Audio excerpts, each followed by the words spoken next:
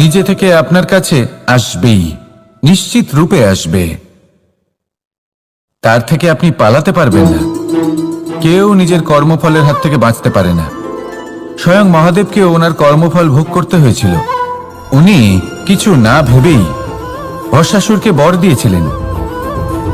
তার পরিণামস্বরূপ যেটা হলো যে ওই ভস্মাসুর, যাকে মহাদেব বরদান করেছিলেন, তার হাত থেকে নিজের প্রাণ বাঁচিয়ে ওনাকে পালাতে হলো।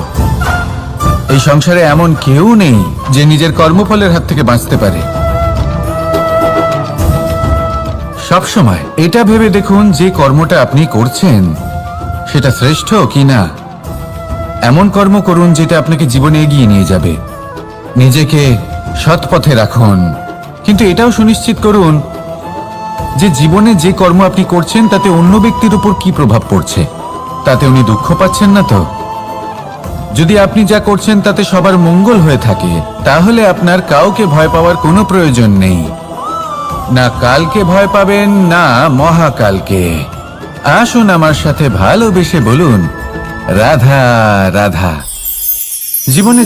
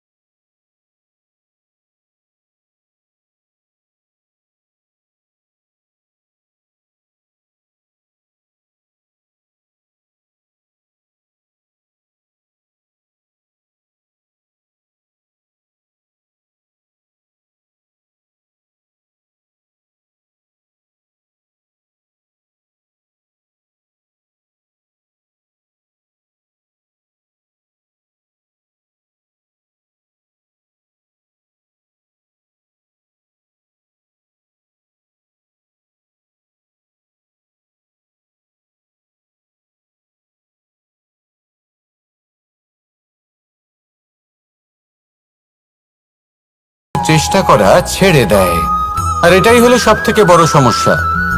ঠিক যেমন কোনো ব্যক্তি যিনি ধন অর্জন করতে চান তার জন্য কঠিন পরিশ্রম করেন, হয়তো ধন অর্জন করেও ফেলেন, তারপর আস্তে আস্তে ওই ধনের মূল্য ভুলে যান, উচিতভাবে তা প্রয়োগ করেন না, আস্তে আস্তে তার ধন তার সঙ্গ ত্যাগ করে দেয়, সমস্ত পরিশ্রম ব্যর্থ হয়ে যায়।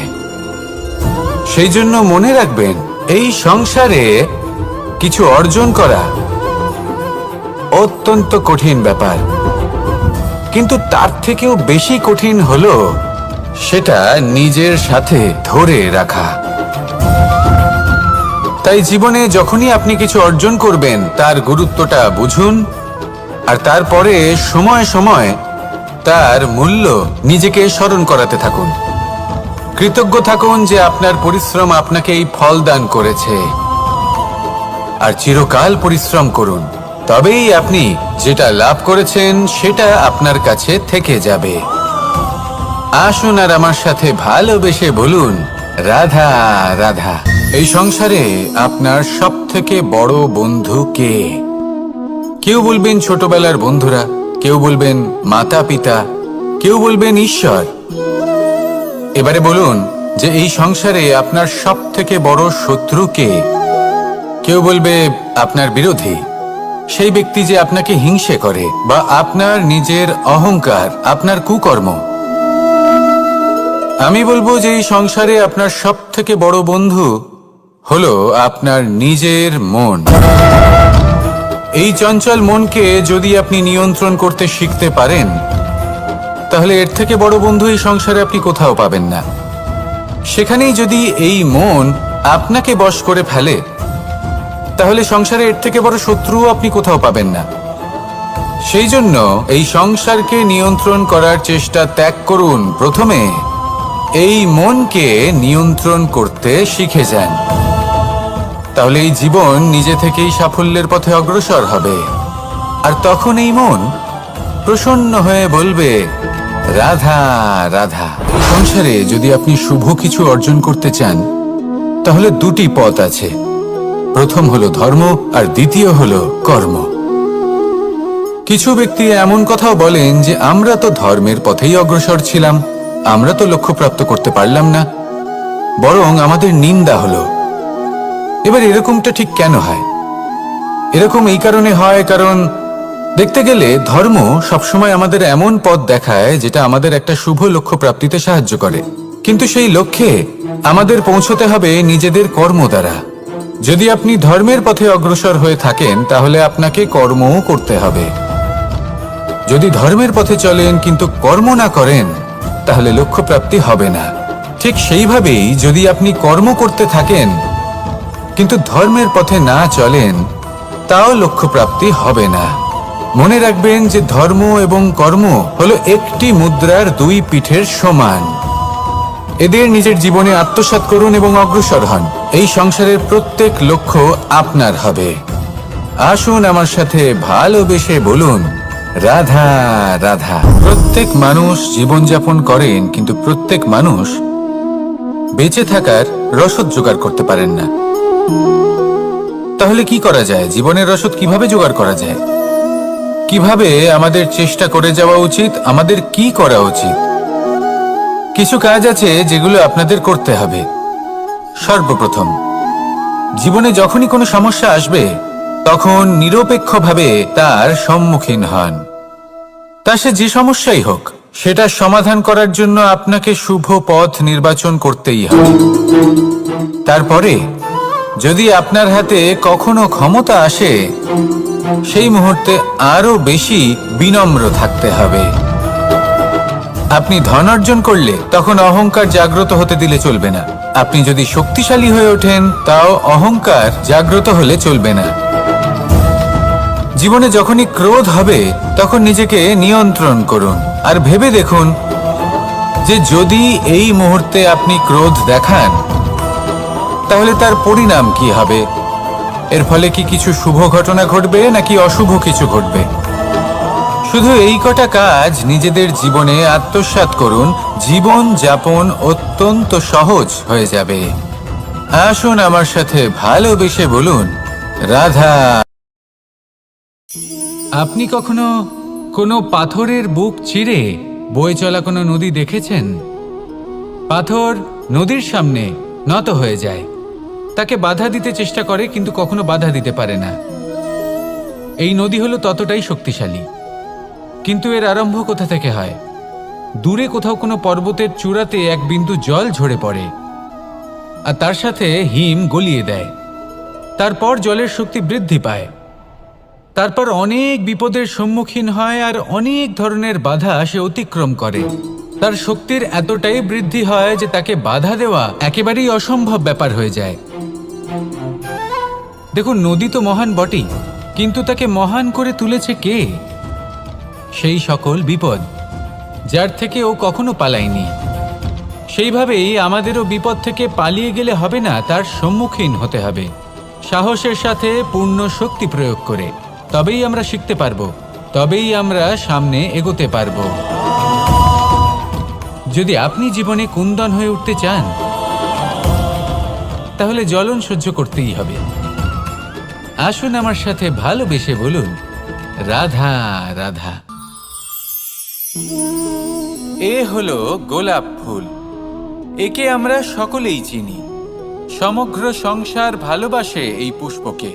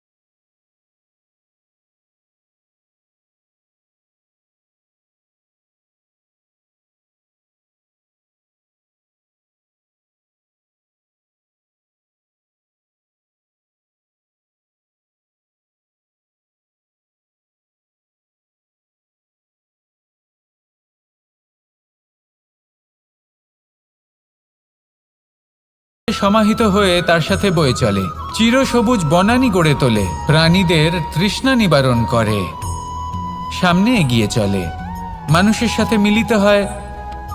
যারা একে বাঁধের মধ্যে বেঁধে রাখতে চেষ্টা করে, সে বন্দি দশাতেও থেকে যায়, মানুষের কল্যাণ করে। তারপর বাঁধ থেকে মুক্তি পেয়ে এগিয়ে চলে, কোথাও ধাক্কা খায়, কোথাও বাধা পড়ে, কোথাও যদি পথ খুঁজে না পায় তাহলে পথ খুঁজেই নেয়, আর যেখানে পথ থাকে না সেখানে পথ বানিয়ে নেয়, আর শেষ পর্যন্ত নিজের লক্ষ্যে পৌঁছেই যায়, অর্থাৎ সমুদ্রে গিয়ে সমাহিত হয়ে যায়। আমাদেরও কিছুটা এরকমই হয়ে উঠতে হবে।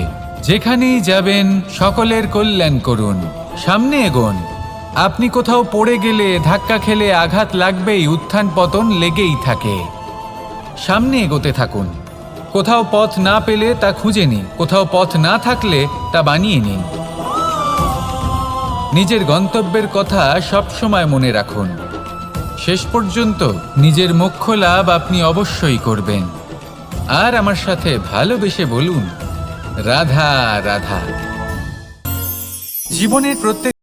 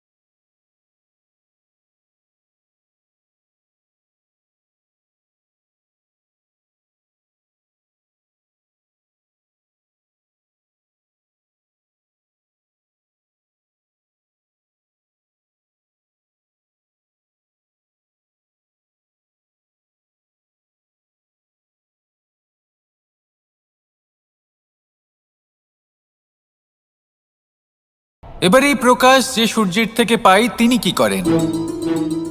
তিনি নিজেকে জ্বালান আমাদের জীবন প্রদান করার জন্য। প্রত্যেকটা মুহূর্ত তিনি তাপ সহ্য করেন আমরা যাতে সেই প্রকাশ লাভ করি। এটাই হলো জীবনের সারমর্ম।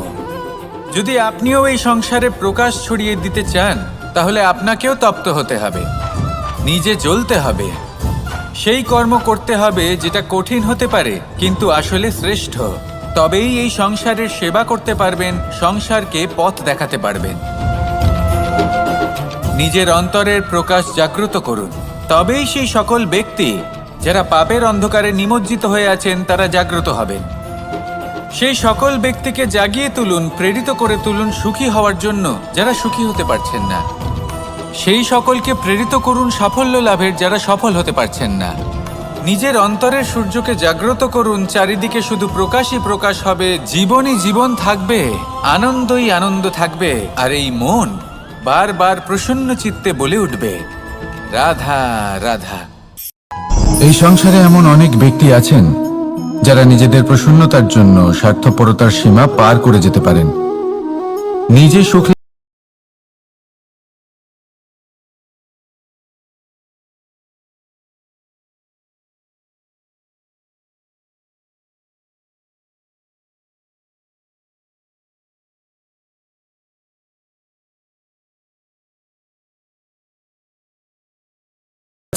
আসবেই, নিশ্চিত রূপে আসবে।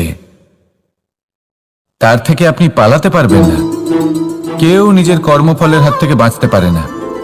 স্বয়ং মহাদেবকে ওনার কর্মফল ভোগ করতে হয়েছিল।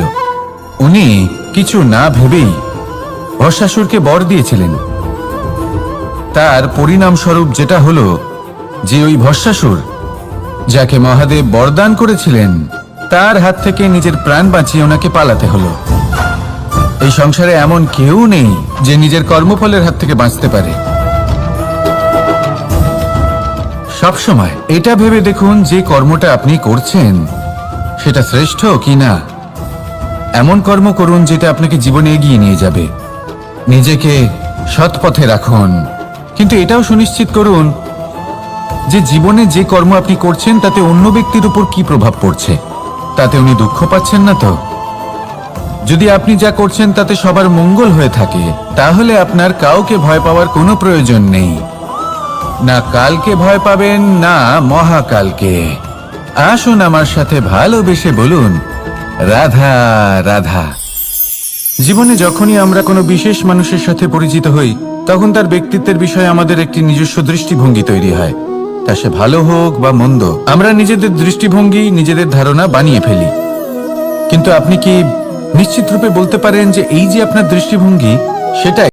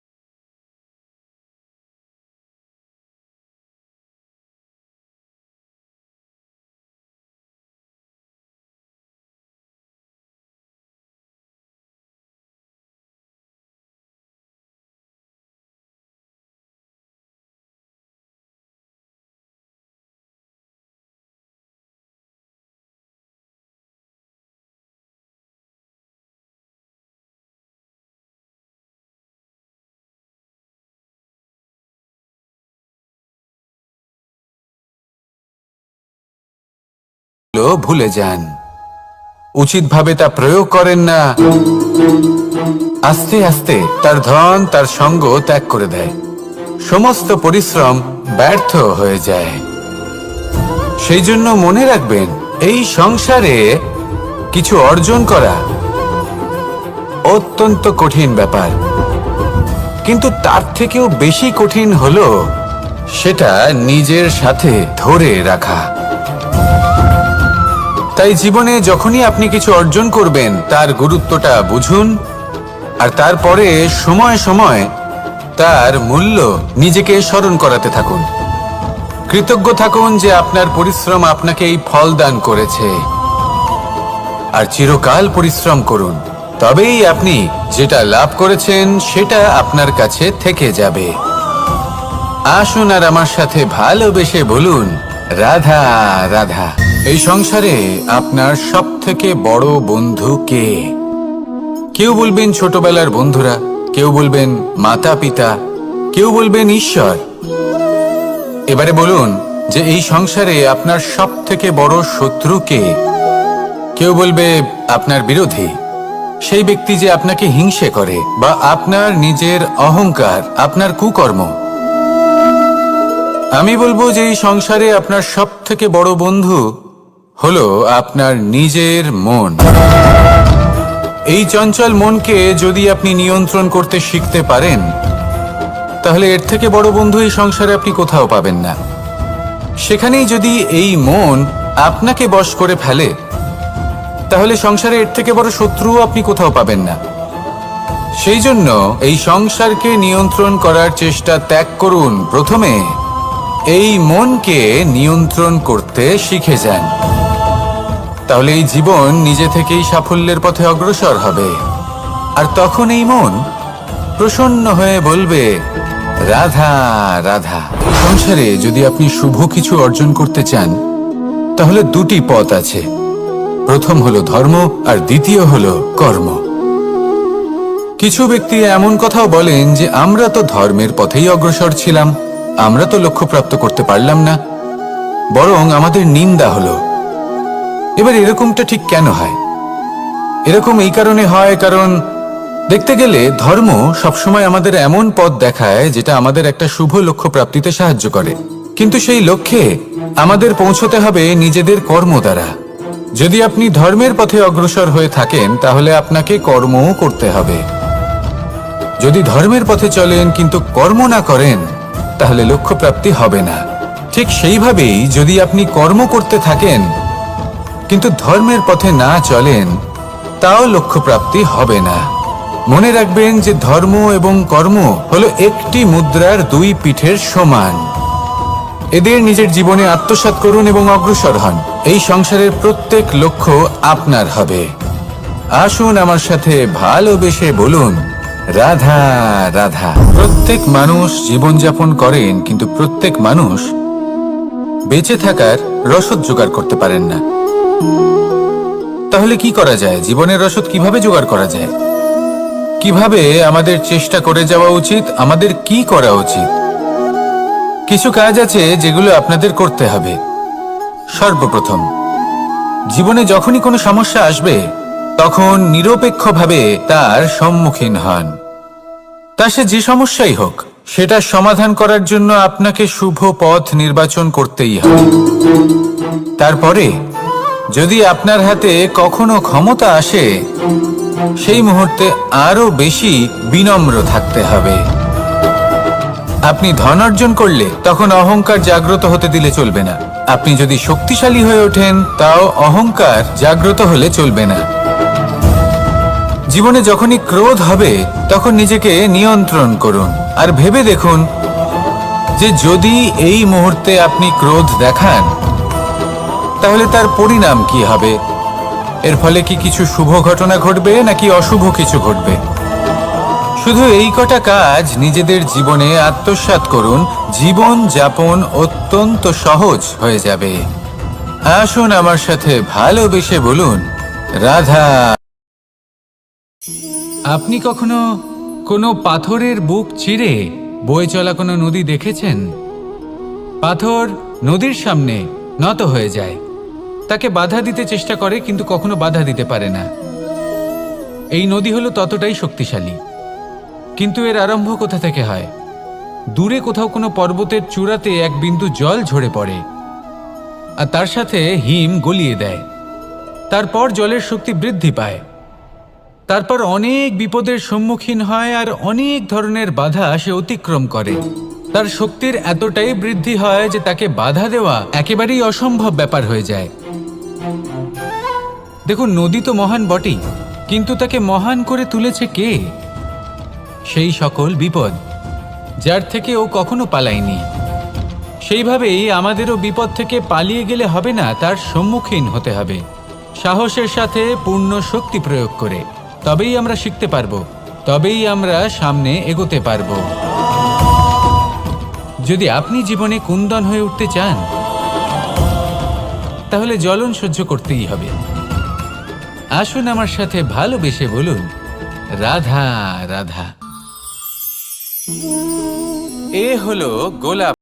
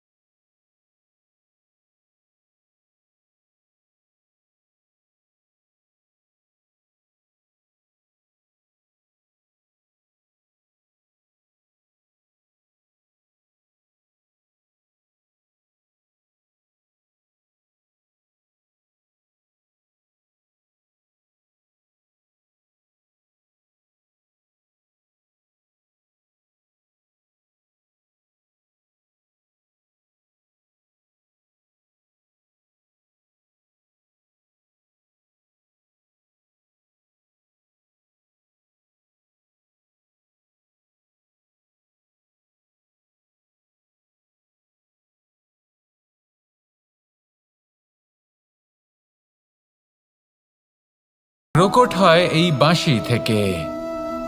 এই বাঁশিটাকে দেখুন, এই ছিদ্রগুলি দেখুন, প্রত্যেকটা সুর থেকে নিজস্ব একটা স্বর নির্গত হয়।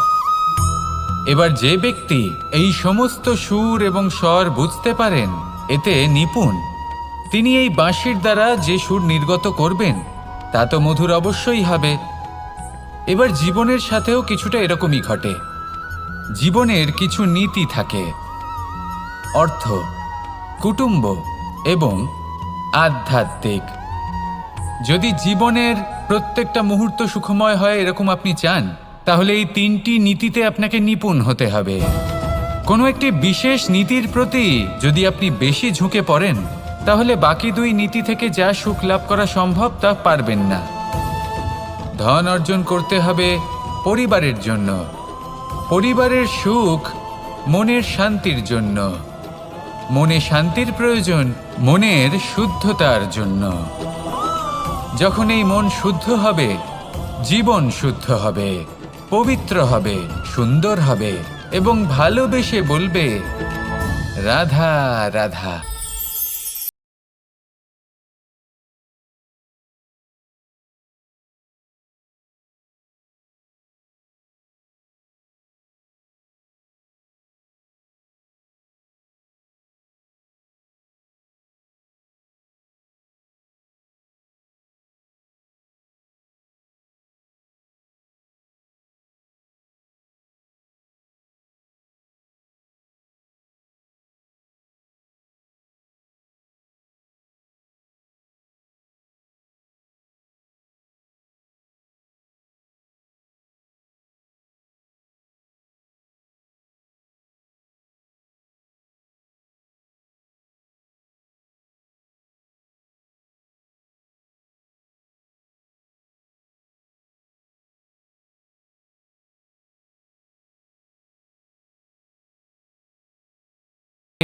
কোথাও যদি পথ খুঁজে না পায়, তাহলে পথ খুঁজেই নেয়। আর যেখানে পথ থাকে না সেখানে পথ বানিয়ে নেয়, আর শেষ পর্যন্ত নিজের লক্ষ্যে পৌঁছেই যায়, অর্থাৎ সমুদ্রে গিয়ে সমাহিত হয়ে যায়। আমাদেরও কিছুটা এরকমই হয়ে উঠতে হবে। যেখানেই যাবেন সকলের কল্যাণ করুন, সামনে এগোন, আপনি কোথাও পড়ে গেলে, ধাক্কা খেলে আঘাত লাগবেই, উত্থান পতন লেগেই থাকে। সামনে এগোতে থাকুন। কোথাও পথ না পেলে তা খুঁজে নিন, কোথাও পথ না থাকলে তা বানিয়ে নিন। নিজের গন্তব্যের কথা সব সময় মনে রাখুন। শেষ পর্যন্ত নিজের মোক্ষ লাভ আপনি অবশ্যই করবেন। আর আমার সাথে ভালোবেসে বলুন, রাধা রাধা। জীবনের প্রত্যেক মুহূর্ত আমাদের কিছু না কিছু শিক্ষা দেয়, নির্ভর করছে আমাদের দৃষ্টিভঙ্গির ওপর। যেমন নদী হলো আমার অত্যন্ত প্রিয়।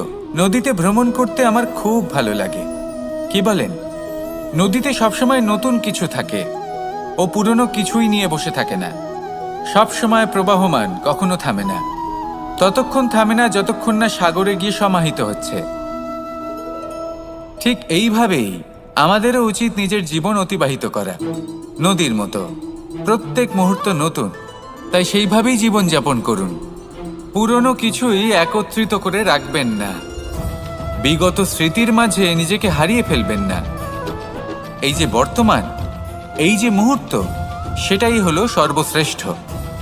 এর মাঝেই জীবন যাপন করুন। নদীর মতো প্রবাহমান হতে শিখুন। আপনি শিখে গেলে তাহলে মনে রাখবেন, আমার আপনার মাঝে বিচরণ করতে বড়ই ভালো লাগবে। যে ব্যক্তি আনন্দের সাথে জীবনের প্রত্যেকটা মুহূর্ত অতিবাহিত করে কোনো চিন্তা ছাড়াই, প্রবাহমান হয়, কখনোই থামে না, যতক্ষণ না মুক্তি লাভ করছেন, এমন ব্যক্তির মধ্যেই রাধাকৃষ্ণ বসবাস করেন। তাহলে আসুন আমার সাথে ভালোবেসে বলুন, রাধা রাধা। সূর্যের প্রকাশ, অন্ধকারকে দূর করে দেওয়া সেই মহানায়ক।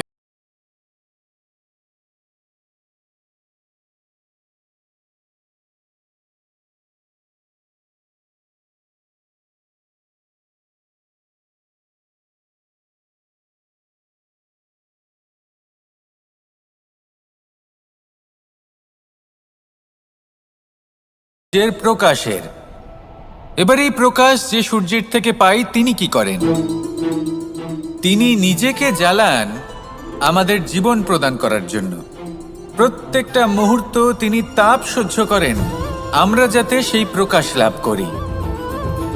এটাই হলো জীবনের সারমর্ম।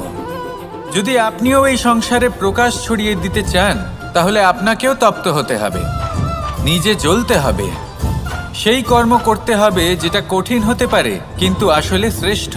তবেই এই সংসারের সেবা করতে পারবেন, সংসারকে পথ দেখাতে পারবেন। নিজের অন্তরের প্রকাশ জাগ্রত করুন, তবেই সেই সকল ব্যক্তি যারা পাপের অন্ধকারে নিমজ্জিত হয়ে আছেন, তারা জাগ্রত হবেন।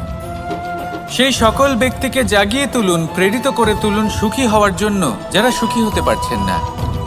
সেই সকলকে প্রেরিত করুন সাফল্য লাভের, যারা সফল হতে পারছেন না।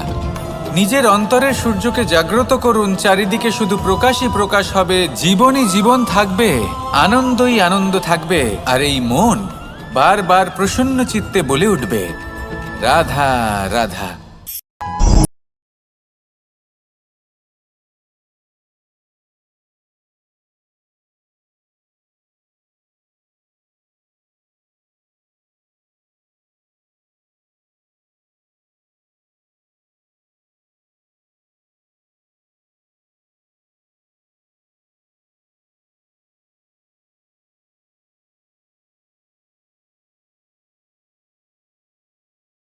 আপনার কাছে আসবেই, নিশ্চিত রূপে আসবে। তার থেকে আপনি পালাতে পারবেন না। কেউ নিজের কর্মফলের হাত থেকে বাঁচতে পারে না। স্বয়ং মহাদেবকেও ওনার কর্মফল ভোগ করতে হয়েছিল। উনি কিছু না ভেবেই ভস্মাসুরকে বর দিয়েছিলেন। তার পরিণামস্বরূপ যেটা হলো যে ওই ভস্মাসুর, যাকে মহাদেব বরদান করেছিলেন, তার হাত থেকে নিজের প্রাণ বাঁচিয়ে ওনাকে পালাতে হলো। এই সংসারে এমন কেউ নেই যে নিজের কর্মফলের হাত থেকে বাঁচতে পারে। সবসময় এটা ভেবে দেখুন যে কর্মটা আপনি করছেন সেটা শ্রেষ্ঠ কি না। এমন কর্ম করুন যেটা আপনাকে জীবনে এগিয়ে নিয়ে যাবে। নিজেকে সৎ পথে রাখুন, কিন্তু এটাও সুনিশ্চিত করুন যে জীবনে যে কর্ম আপনি করছেন তাতে অন্য ব্যক্তির উপর কি প্রভাব পড়ছে। তাতে উনি দুঃখ পাচ্ছেন না তো? যদি আপনি যা করছেন তাতে সবার মঙ্গল হয়ে থাকে, তাহলে আপনার কাউকে ভয় পাওয়ার কোনো প্রয়োজন নেই। না কালকে ভয় পাবেন, না মহাকালকে। আসুন আমার সাথে ভালোবেসে বলুন, রাধা রাধা।